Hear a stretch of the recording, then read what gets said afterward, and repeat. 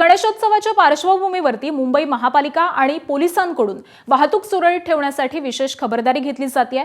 लालबागच्या उड्डाणपुलावरती गणेश मूर्तींच्या आगमन विसर्जनाच्या काळामध्ये होणारी गर्दी लक्षात घेता उड्डाणपुलाच्या खांबाभोवती ग्रीन कर्टन लावण्यात आले। गर्दीच्या ठिकाणी गणेश भक्तांना अडथळा निर्माण होऊ नये आणि कोणताही अपघात होऊ नये यासाठी हा उपाय करण्यात आलेला आहे। लालबाग परिसरामध्ये गणेशोत्सव मंडळांची मोठी वर्दळ असते आणि त्यामुळे पोलिसांनी देखील वाहन चालक आणि गणेश भक्तांना विशेष काळजी घेण्याच्या सूचना दिल्यात। याचाच आढावा घेतलाय आमचे प्रतिनिधी ईशान देशमुख यांनी। मुंबईतील प्रसिद्ध असं लालबागच्या राजाचं मंडळ आणि या मंडळामध्ये लालबागच्या राजाचं दर्शन घेण्यासाठी हजारो भाविक हे महाराष्ट्र नाही तर देशभरातून येत असतात। सध्या मी लालबागच्या पुलावरती आहे।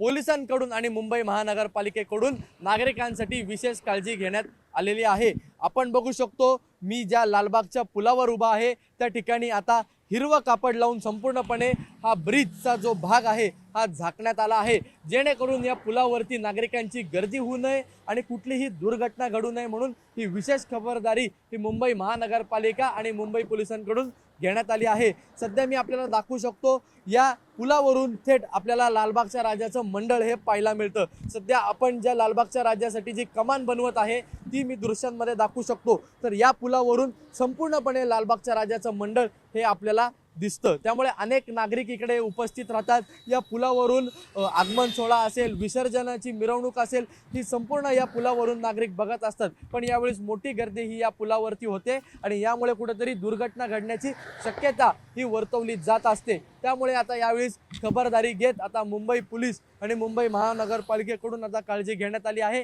आणि संपूर्णपणे हे हिरवं कापड लावून हा जो पट्टा आहे हा झाकण्यात आलेला आहे।